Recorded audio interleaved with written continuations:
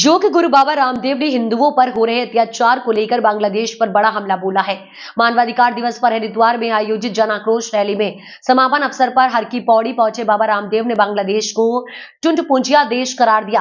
बाबा रामदेव ने कहा कि विश्व की आधी आबादी बांग्लादेश में हिंदुओं के साथ खड़ी हुई है और बांग्लादेश को ये बात अच्छे से समझ लेनी चाहिए कि अगर हिंदुओं पर हो रहा अत्याचार नहीं रुके तो उसके गंभीर परिणाम भुगतने होंगे। बाबा रामदेव ने कहा कि बांग्लादेश में हुए सत्ता पलट के बाद प्रधानमंत्री बने मोहम्मद यूनुस का गिरा हुआ चरित्र है। बाबा रामदेव ने कहा कि भारत सरकार को जहां राजनीतिक और कूटनीतिक तरीके से बांग्लादेश को सबक सिखाना चाहिए, वहीं सामाजिक और आर्थिक तौर पर भी बांग्लादेश पर कार्यवाही हो। जन्म से 100 करोड़ से ज्यादा हिंदू है। हिंदुत्व और सनातन के प्रति श्रद्धा रखने वाले पूरी दुनिया में 500 करोड़ से ज्यादा लोग हैं। माने ऑस्ट्रेलिया से लेकर के अफ्रीका, साउथ अफ्रीका से लेकर के पूरे Europe, UK, USA, Canada, America से लेकर के पूरी दुनिया में आज हिंदुत्व और सनातन के प्रति लोगों की आस्था और विश्वास है। और इसके बावजूद एक छोटा सा एक मैं कहूंगा एक टटपुंजिया देश, और उस देश के अंदर कुछ टटपुंजिया लोग जिनका कोई वजूद नहीं है, वो हिंदुओं को डरा रहे हैं, वह हिंदुओं पर जुल्म जाति कर रहे हैं, माँ बहन बेटियों के साथ जुल्म जाति कर रहे हैं। हमारे हिंदुओं के आस्था पर, हिंदू मंदिरों पर जो प्रहार कर रहे हैं, उनको ये समझ लेना चाहिए कि पूरा हिंदुस्तान नहीं, आधी से ज्यादा आबादी बांग्लादेश के हिंदुओं के साथ में है। और भारत सरकार से लेकर के पूरे देश के 100 करोड़ से ज्यादा हिंदुओं से लेकर के पूरी दुनिया के हिंदुत्व और सनातन के प्रति आस्था रखने वाले लोग बांग्लादेश के हिंदुओं के साथ में। और यदि उन्होंने ये क्रूरता या अत्याचार जुल्म जाति बंद नहीं किए तो इसका परिणाम बहुत बुरा होगा। सरकार से क्या अपील करना चाहिए? मोदी सरकार को क्या करना चाहिए? सरकार को राजनीतिक तौर पर, कूटनीतिक तौर पर उनकी मदद करनी चाहिए। और मैं तो कहता हूं कुछ लोगों को आगे आना चाहिए। वहां पर हिंदू माँ बहन बेटियों के साथ जो वहां पर हिंदू मंदिर हैं, हमारे जो आस्था के प्रतीक है, वहां पर जो भी गलत हो रहा है उसको सपोर्ट करने के लिए, माने सामाजिक मदद करने के लिए, आर्थिक मदद करने के लिए पूरे देश भर से मैं स्वयं अपने संस्थान की ओर से और इस देश के और भी करोड़ों लोगों से जितनी जरूरत पड़ेगी उनके आर्थिक रूप से भी मदद करने के लिए तैयार है। किसी भी प्रकार की उनको कोई क्षति होती है उसकी भी हम पूर्ति करेंगे। और सब लोगों को डट करके मुकाबला करना चाहिए। कुछ चंद मुट्ठी भर लोग हैं जो सिर्फ रहे हैं, उनसे किसी भी तरह से नहीं डरना चाहिए। बांग्लादेश के पीएम से क्या कहेंगे गुरुजी? उन्होंने कहा भी कि क्या सलाह देंगे? बांग्लादेश के पीएम को हमें मानते थे कि वो समझदार आदमी है, लेकिन जिस तरह से वो इन पूरे आतंकवादियों से डरे हुए और जिस तरह से वो एक अमानवीय कृत्य वहां पर होने दे रहे हैं, उससे लगता है वो बहुत ही अपने चरित्र से गिर गए। किन शक्तियों का हाथ है इनके पीछे जिस तरह की? देखिए, चंद मुट्ठी भर ऐसे जाहिल कुछ लोग हैं, ना उनका इस्लाम से कुछ लेना देना, ना मुसलमानों से कुछ लेना देना, ना कुरान से कुछ लेना देना। वो अपने बहुत ही कुत्सित मंसूबों के लिए ये सब कर रहे हैं और उनकी पूरी भर्त्सना होनी चाहिए। मैं तो कहता हूँ पूरे मुसलमानों को, पूरी दुनिया के मुसलमानों को बांग्लादेश में ये जो क्रूरता जुल्म जाति कर रहे हैं इनका बहिष्कार करना चाहिए। पूरे दुनिया के मुसलमानों को आगे आकर के ये जो बांग्लादेश के अंदर कुछ जाहिल लोग ये पाप कर रहे हैं उनका बहिष्कार करना चाहिए, उसकी निंदा करनी चाहिए। बंगाल, उड़ीसा और बिहार पर कब्जा करने के बाद कट्टरपंथी वाले कर रहे हैं, पूर्व सैनिक भी मांगे जो है वो कर रहे हैं। कल उन्होंने बयान दिया वैसा। ऐसा है, कुछ मैंने कहा ना, चंद सिरफिर लोग हैं और वो कुछ समर्थन जुटाने की कोशिश कर रहे हैं। कुछ होने वाला नहीं है। बांग्लादेश के हमारे हिंदू भाइयों को पूरी हिम्मत से लड़ना चाहिए। पूरा हिंदुस्तान उनके पीछे खड़ा है, हिंदुस्तान की सरकार उनके पीछे खड़ी है और पूरा भारत उनके पीछे खड़ा है, पूरा संत समाज उनके पीछे खड़ा है। उनको का कुछ भी बाल बाका नहीं होने देंगे। जन आक्रोश रैली भी आज गुरुजी निकाली गई, आप भी उसके भारी संख्या में संत भी सब मौजूद थे। सब संतों से क्या अपील करना चाहेंगे? इसका पूरे देश में क्या संदेश जाएगा? सारा संत समाज, पूरा आरएसएस, विश्व हिंदू परिषद और इस देश के सभी राष्ट्रवादी लोग, हिंदुत्ववादी लोग, सारे सनातनी बांग्लादेश के हिंदुओं के साथ हैं। ये सीधा सा संदेश है। बांग्लादेश के हिंदुओं को अल्पसंख्यक मान करके उनके ऊपर क्रूरता करने वालों को सबक लेना चाहिए। ठीक।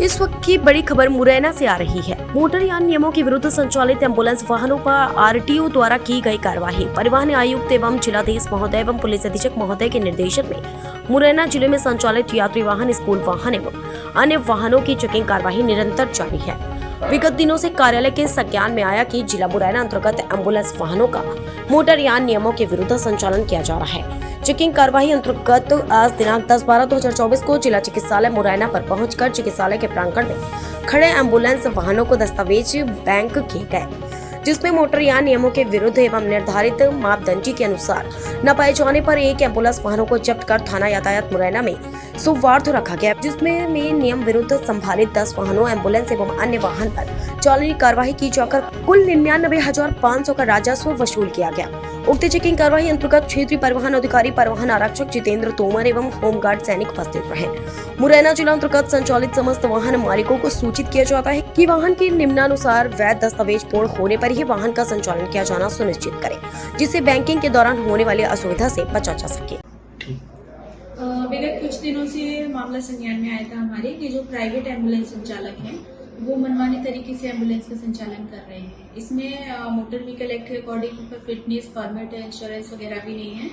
साथ ही जो मरीजों को लेकर के जाते हैं इनसे निर्धारित दर से अधिक किराए लेने की खबरें सामने आई थी। इस पर आज हमने औचक निरीक्षण करके अस्पताल रोड और इसके साथ ही जहाँ जहाँ प्राइवेट क्लिनिक अपने संचालित हैं वहाँ पर जाके एम्बुलेंस की जांच की है। इस दौरान 5 एम्बुलेंस हमको बिना दस्तावेजों के या अवैध दस्तावेज के साथ में संचालित होते हुए पाए गए, तो उसको हमने जब्त करके ट्रैफिक थाने में रखवाया है। साथ ही 4 वाहनों पर एम्बुलेंस पर हमने चालानी कार्रवाई की है। इस पूरी कार्रवाई के अतिरिक्त भी हमने लगभग जिले भर में कुछ यात्री बसेस और जो भी सवारी वाहन, ऑटो और मैजिक वगैरह संचालित है उन पर भी जांच की है। उसके अंतर्गत 16 चालानी कार्रवाई हमने वाहनों पर की है, जिसमें लगभग पूरी कार्रवाई से 89,000 रुपए का राजस्व प्राप्त किया जाता है। दक्षिण अफ्रीका के डरबन में आयोजित 27 नवंबर से 1 दिसंबर 2024 तक आयोजित 11वीं कॉमनवेल्थ कराटे चैंपियनशिप में महू तहसील के ग्राम जामली की हिमांशी, पाटीदार महू केशी, ग्राम कोदरिया की गुनिका कैलोत्रा और गौरवी कैलोत्रा तीनों बेटियों ने रजत पदक हासिल कर अपने देश के साथ खेल और खिलाड़ियों से पहचाने जाने वाले इंदौर जिले के महू शहर का नाम भी रोशन किया है। उक्त तीनों रजत पदक विजेताओं की जीत का श्रेय महू के कोच जसप्रीत को जाता है, क्योंकि उनके प्रशिक्षण और मार्गदर्शन के कारण ही महू शहर गौरवान्वित हुआ है।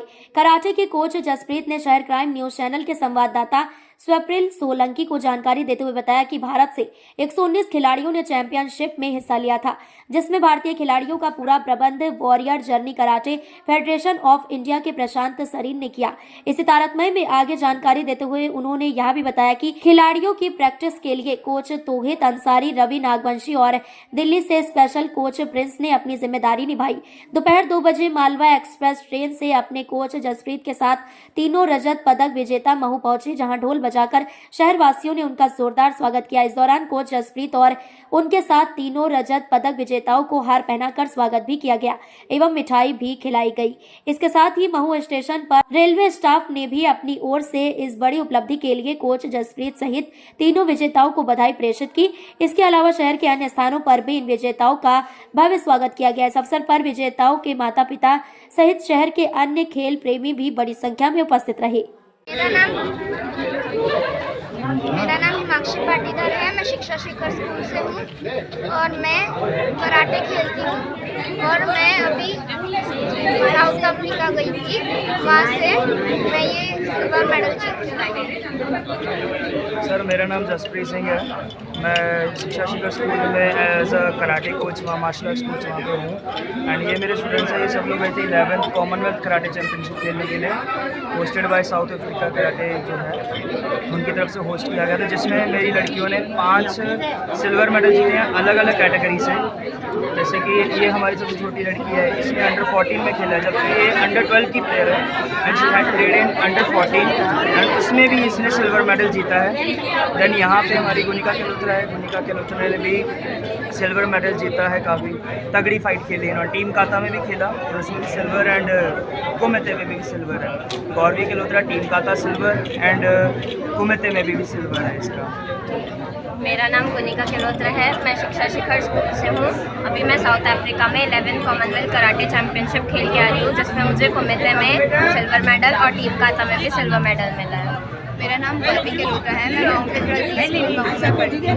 मैं अभी 11th Commonwealth karate championship Durban south Africa में खेल कर आई हूँ, जिसमें मुझे -48 kg जूनियर्स में कुमेते में सिल्वर और टीम काता में सिल्वर मेडल। मैं Roshan Lal Kaushal train manager passenger train manager के पद से 6 महीने पहले रिटायर्ड हुआ। यहाँ मजदूर संघ में वेस्ट इंडीज मजदूर संघ का मैं डिविजनल बॉडी में जॉइंट सेक्रेटरी था, तो यहाँ मजदूर संघ मऊ का सचिव भी रह चुका हूँ। अभी मैं वर्तमान में हमारे मऊ का जो एक बहुत अच्छा संगठन है वरिष्ठ खिलाड़ी संगठन, उसका मैं सक्रिय सदस्य हूँ। आज हमारे सारे सक्रिय सदस्य भी उपलब्ध हैं। मुझे जैसे इन लोगों ने बताया कि आज इन्हें कॉमनवेल्थ गेम में 3 बच्चे हमारे इन्हें आए हैं खेल के और विजेता ने सिल्वर मेडल लेके आए हैं, तो उनके स्वागत के लिए बुलाया है। मैं उन्हीं के लिए अभिनंदन के हमारे संगठन के लिए साथ में, और सभी मेरे से वरिष्ठ लोग भी हैं मौजूद है। मैं तो सिर्फ वर्तमान में जो पद थे मेरे और रेलवे के लिए मैं सक्रिय, और मैं हमेशा इन्हें खिलाड़ी संगठन के लिए तत्पर रहता हूँ। मंदसौर मध्य प्रदेश के मुख्यमंत्री डॉक्टर मोहन यादव ने कहा कि आने वाले दिनों में मंदसौर परिक्षेत्र में 2,500 करोड़ का औद्योगिक क्षेत्र में निवेश होगा। यहाँ पर नए उद्योग स्थापित होंगे तथा जो औद्योगिक क्षेत्र हैं उनको विकसित किया जाएगा। मुख्यमंत्री यहाँ पर उद्योगपतियों को संबोधित कर रहे थे। इससे पहले डॉक्टर मोहन यादव भारतीय जनता पार्टी के नवीन कार्यालय के भूमि पूजन समारोह में पहुंचे और यहाँ पर उन्होंने भारतीय जनता पार्टी के नवीन कार्यालय का भूमि पूजन किया तथा बूथ लेवल के कार्यकर्ताओं का सम्मान भी किया। डॉक्टर मोहन यादव ने अपने उद्बोधन में कहा कि मालवा की धरती को भुलाया नहीं जा सकता। यहाँ पर एक नहीं 2 मुख्यमंत्री रहे हैं। इसके अलावा जैसे गंगा का महत्व है, वैसे ही भारतीय जनता पार्टी में मंदसौर क्षेत्र का महत्व है। भाषण डॉक्टर मोहन यादव, मुख्यमंत्री मध्य प्रदेश। भारतीय जनता पार्टी के इस कार्यक्रम में भाजपा के प्रदेश अध्यक्ष BD शर्मा, हितानंद शर्मा, प्रदेश के उप मुख्यमंत्री जगदीश देवड़ा, राज्यसभा सांसद बंशीलाल गुर्जर, क्षेत्र के सांसद सुधीर गुप्ता सहित स्थानीय विधायक और पूर्व विधायक मौजूद थे। भारत माता की। आज भारतीय जनता पार्टी के कार्यालय के भूमि पूजन के अवसर पर यशस्वी प्रदेश अध्यक्ष श्रीमान विष्णुनाथ शर्मा जी, हमारे प्रदेश के प्रभारी उत्तर प्रदेश सरकार के पूर्व मंत्री श्रीमान डॉक्टर महेंद्र सिंह जी, हमारे उप मुख्यमंत्री श्रीमान जगदीश देवड़ा जी, हमारे अपने संगठन के महामंत्री श्रीमान हितानंद जी शर्मा साहब, इस अवसर पर बंशीलाल जी गुर्जर साहब से लगा करके हमारे गोपी भैया प्रभारी, सारे के सारे विधायकगण, सुधीर भैया, हमारे इस अवसर पर सारे माननीय विधायक सांसद, नाम लूंगा तो 5 मिनट पूरे हो जाएंगे और हेलीकॉप्टर उड़ नहीं पाएगा। जोरदार अभिनंदन कर दो पूरे मंच के लिए एक बार। मुझे इस बात की प्रसन्नता है कि भारतीय जनता पार्टी का मंदसौर का पुराना जिला और इस जिले में जनसंघ के जमाने से पहली बार जो राजनीतिक यात्रा चालू हुई, मैं गारंटी से कह सकता हूं, जो हिमालय में गंगोत्री के समान हमारी राजनीतिक धारा को ले जाने वाला स्थान, जो गंगा जी निकली, त्याग, तपस्या, बलिदान, भावना, भागीरथ का पूरा वंश लग गया। और जब गंगा जी का अवतरण स्वर्ग से क्या हुआ कि आज तक पूरी दुनिया में हर एक की इच्छा होती है एक बार गंगा स्नान जरूर करे। बिना गंगा स्नान के उसका तर्पण पूरा नहीं होता। मुझे आज के समय में ये बात कहने में कोई गुरेज नहीं है। भारतीय जनता पार्टी के उस कार्यालय के पहले यहाँ के कार्यकर्ताओं ने जिस प्रकार से राजनीतिक गंगा का वातावरण बनाया, मध्य प्रदेश में सरकार बनी, सबसे पहली बार अगर हमारा कोई विधायक बना तो मंदसौर जिले से हुआ है। कोई नगर पालिका देश में जीती तो मंदसौर जिले से जीती है। और एक नहीं दो मुख्यमंत्री अगर कहीं मिले, इसी जिले से मिले, ये आनंद की बात है। ऐसे समय में जब अभाव, कष्ट, परेशानी सबके बीच में राजनीतिक रूप से जो पहचान बनाने का काम मंदसौर जिले ने किया है, परमात्मा करे वो यश हमारा हमेशा अपने साथ रहे। ये भगवान पशुपतिनाथ के वो जो हमारे प्रतिमा के विभिन्न मुख मुद्राएं हैं जो हमको दिखती है, पाताल की और आसमान की, तो मान के चले कि वो आकार निराकार में हो सकता है, लेकिन अष्ट प्रहर की जो 8 भूमिकाएं हर प्रहर में जो जीवन प्रदान करती है और आनंद से सराबोर करती है, इस राजनीतिक उथल पुथल के माहौल में ये मंदसौर से बनने वाला कार्यालय पूरे देश के लिए आनंद का विषय बन रहा है। मुझे इस बात को कहते हुए आपको बधाई देने की इच्छा हो रही है। मंदसौर वो स्थान है जिसने हर कठिनाई के बीच अपने कार्यकर्ताओं की ऐसी फौज खड़ी करी जिसके बलबूते पर दुनिया की कोई ताकत उनको झुका नहीं सकती है, डरा नहीं सकती, उनको हिला नहीं सकती है। हमें आने वाला अब 6,000 करोड़ किसको कहते हैं? आज इस बदलते दौर में यहाँ जिस प्रकार का समय चल रहा है, अभी तक तो हमारी जो खेती, अपनी दूसरी प्रकार की फसल और जो भी वातावरण था जिसके कारण से नीमच मंदसौर की एक विशेष पहचान थी, लेकिन आज बदलते दौर में समय के साथ जिस ढंग से करवट बदल रहा है, अब हमारा मंदसौर, नीमच, ये पूरा क्षेत्र किस चीज की कमी है? सारी क्षमता योग्यता यहाँ है, लेकिन औद्योगिकरण की जो कमी थी, मैं मान के चलता हूँ आने वाले समय में नीमच, मंदसौर, रतलाम, उज्जैन, इंदौर, पूरा प्रदेश, और आप तो सबसे नजदीक हो दिल्ली के, आपसे पास में कौन होगा?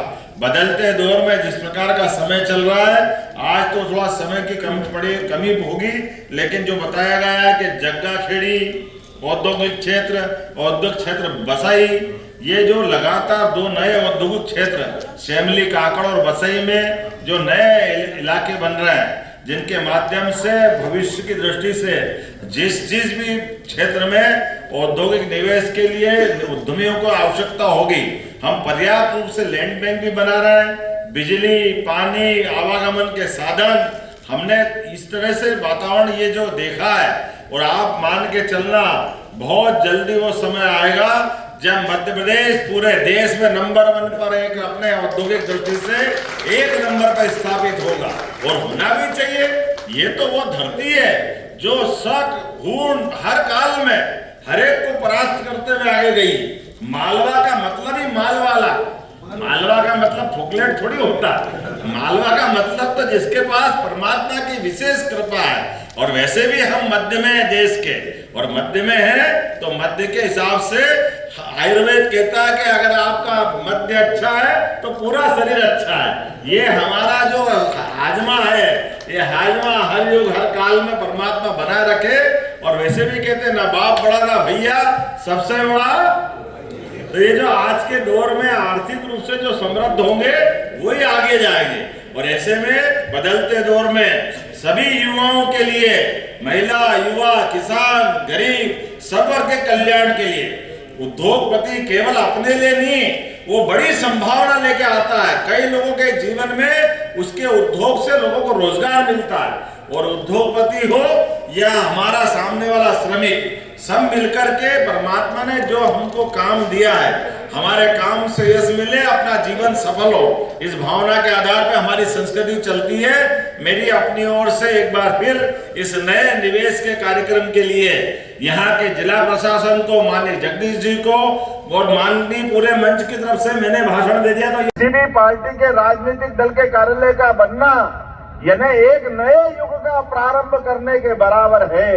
आने वाले समय में स्वामी विवेकानंद की भविष्यवाणी थी, 21वीं शताब्दी भारत की होगी और भारत में भारतीय जनता पार्टी की राजनीति चल रही है। यशस्वी प्रधानमंत्री के नेतृत्व में श्रीमान नरेंद्र मोदी जी का जोरदार अभिनंदन करो। हमारे अपने बीच में से त्याग, तपस्या और बलिदान भाजपा की एक ही पहचान, जो वर्तमान के दौर में एक ऐसा उज्जवल धवल व्यक्तित्व के धनी जिनके माध्यम से दुनिया के सबसे लोकतांत्रिक गणतंत्र देश में सबसे बड़े नायक स्थान पर आज राजनीति की हवा दुनिया की भारत की तरफ दिखाई दे रही है और भारत से सबकी तरफ निगाह पहुंचते हुए लोकतंत्र की ध्वजा लहरा रही है। मुझे इस बात की प्रसन्नता है, आज के इस अवसर पर किसी भी राजनीतिक दल के कार्यालय की अगर एक ईंट लगती है तो एक ईंट नहीं है, वो लोकतंत्र का संकल्प है जो युगों युगों तक याद रखा जाएगा। मेरी अपनी ओर से क्या गरीब, क्या महिला, क्या किसान, सब वर्ग की भलाई के लिए भारतीय जनता पार्टी के कार्यकर्ता यहाँ से वैचारिक अनुष्ठान के संकल्प लेंगे। अपने भरोसे से उस दीनदयाल उपाध्याय जी की विचार यात्रा के बलबूते पर, वसुधैव कुटुंबकम की भावना के आधार पर हम दुनिया का भला करने के लिए पार्टी के। लेकिन सच में हमको लगा कि मंसूर आना सार्थक हो गया आपके बीच में। ये जिस प्रकार का एक बड़ा संकल्प हो रहा है, यशस्वी प्रधानमंत्री का अभिनंदन करें श्रीमान नरेंद्र मोदी जी का, जिनको लेकर के है पूरे देश और दुनिया में जिस प्रकार से भारत की छवि बन रही है। और मंदसौर जैसी जगह पर जहां अभी हमने 2 नई भूमि पूजन की, दोनों इकाइयों का शिलान्यास किया, जिसके आधार पर जो बताया गया है कि हमारे यहाँ 140 करोड़ से ज्यादा का निवेश यहाँ हो रहा है। भगवान पशुपतिनाथ की नगरी में आज बदलते दौर में जो संकल्प हो रहे हैं, इन संकल्पों के बलबूते पर पूरे प्रदेश के अंदर एक विशेष माहौल बनाया हुआ है। उस माहौल के आधार पर लगभग 3,84,000 करोड़ से ज्यादा, कल्पना तो करो कभी कोई सोच सकता था इतना। हमारे प्रदेश के यहाँ बदलते दौर में जिस प्रकार का माहौल बना है और आज यहाँ 9 प्रस्तावित सेमली काकड़ औद्योगिक क्षेत्र में लगभग 100 इकाइयों के माध्यम। तेज रफ्तार बालू लदी टिप्पर ने बाइक सवार को मारी टक्कर, एक की मौत। महलपुर में अवैध बालू लदी टिप्पर ने बाइक सवार को मारी टक्कर। सुबह जुगैल थाना क्षेत्र से ओबरा ड्यूटी के लिए जा रहे थे बाइक सवार, तेज रफ्तार टिप्पर ने मारी टक्कर। अवैध बालू लदी टिप्पर जल्दबाजी में सड़कों पर भर रहे फर्राटा। दुर्घटना में एक की मौत, 2 गंभीर। सूत्रों की माने तो अवैध बालू खनन जोरों पर चल रहा है। प्रशासन व खनन विभाग ने अवैध खनन रोकने के लिए मौन धारण। घटना की सूचना मिलते ही मौके पर पहुंची पुलिस। घटना आई है, क्या है मैडम? 2 लोग 108 एम्बुलेंस से घायल अवस्था में आए सड़क दुर्घटना में, जिसमें से एक का नाम रिंकू, उम्र 35 साल, जुगैल टोला से है। उसके सर में गंभीर चोटें आई हैं, उसकी हालत गंभीर है। अभी प्राथमिक उपचार हमने किया है, उसके बाद जिला अस्पताल के लिए भेजे हैं। उनके साथ एक दूसरे आदमी और भी थे उन्हीं की बाइक पे, जिनका नाम चंद्रशेखर है, उम्र 55 साल है। वो भी जुगैल बलिया डाल के ही हैं। उनकी चोट लगी है लेकिन वो ज़्यादा गंभीर नहीं है, इससे भी सही है। एम्बुलेंस द्वारा आए हैं सर? हाँ, 108 एम्बुलेंस के द्वारा लाए गए हैं।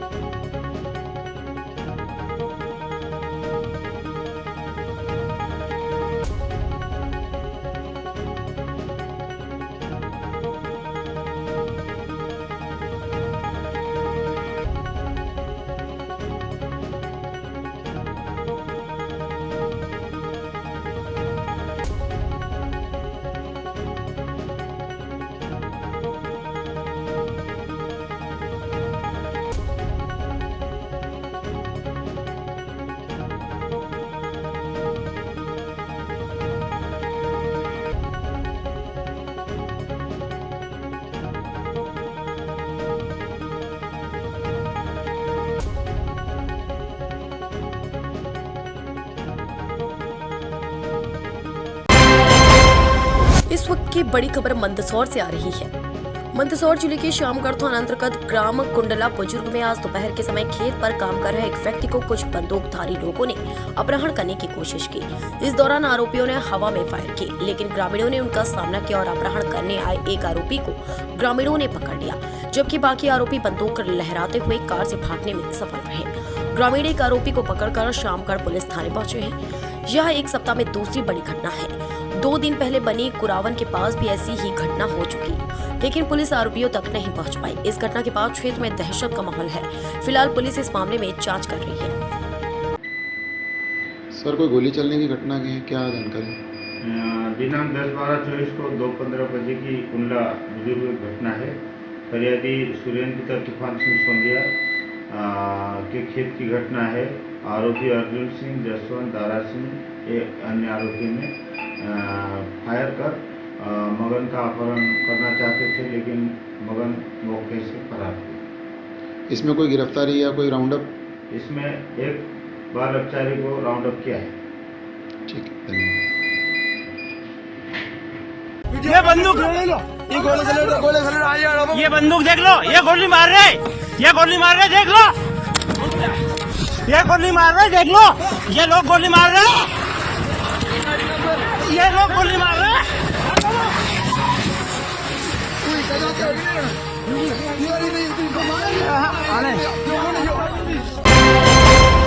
शासन की योजनाओं को लेकर जिला सीईओ इच्छित गढ़पाले ने की मीटिंग। मुरैना जिला सीईओ इच्छित गढ़पाले के द्वारा आज पहाड़गढ़ जनपद में शासन की योजनाओं को लेकर मीटिंग ली गई। मीटिंग में जिला सीईओ इच्छित गढ़पाले के साथ पहाड़गढ़ सीईओ रामपाल करजरे, सभी उपयंत्री एवं सभी पंचायतों के सचिव और उप सचिव उपस्थित रहे। मीटिंग का मुख्य उद्देश्य 70 वर्ष से अधिक बुजुर्गों के आयुष्मान कार्ड बनाना था। साथ ही जिला सीईओ इच्छित गढ़पाले द्वारा बताया गया 11 तारीख से हमारे 2 पर्व शुरू हो रहे हैं। जन कल्याण पर्व, जन कल्याण अभियान जैसे कैंप लगेंगे, शिविर लगेंगे, हितग्राहियों को सूचित किया जाएगा और सभी हितग्राहियों को शासन की योजनाओं का लाभ दिया जाएगा। आज पहाड़गढ़ जनपद में किस संबंध में मीटिंग ली गई आपके द्वारा? ये जो अपने शासन द्वारा संचालित योजनाएं हैं उन सभी की समीक्षा थी और मुख्य रूप से जो 70 प्लस के हमारे आयुष्मान कार्ड बनना है, 70 प्लस बुजुर्गों के, उसके संबंध में प्रगति की समीक्षा की गई। साथ में जो अभी हमारे 11 तारीख से 2 अभियान और पर्व स्टार्ट हो रहे हैं, जन कल्याण पर्व और जन कल्याण अभियान, जिसमें शिविर लगेंगे, कैंप लगेंगे, हितग्राहियों को सूचित किया जाएगा और जो शेष रह गए उन हितग्राहियों को योजनाओं से लाभ दिया जाएगा। इस संबंध में बैठक रखी।